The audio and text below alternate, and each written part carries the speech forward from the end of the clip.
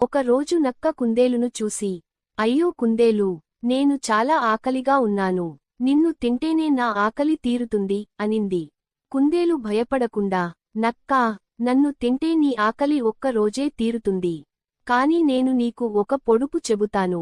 దానికి సమాధానం చెప్పగలిగితే నన్ను తిను. లేదంటే నన్ను వదిలేయాలి అనింది.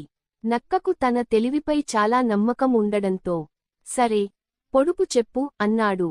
కుందేలు పొడుపు చెప్పాడు. నాకు కళ్ళు ఉన్నాయి కానీ చూడలేను. నాకు కాళ్ళు ఉన్నాయి కానీ నడవలేను. నేను ఎప్పుడూ నిజం చెబుతాను. నేనెవరు? నక్క చాలా సేపు ఆలోచించాడు.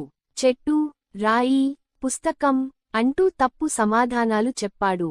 అప్పుడు కుందేలు నవ్వుతూ, సమాధానం గడియారం, క్లాక్. దానికి కళ్ళు, డయల్, కాళ్ళు, సూదులు ఉన్నా నడవదు.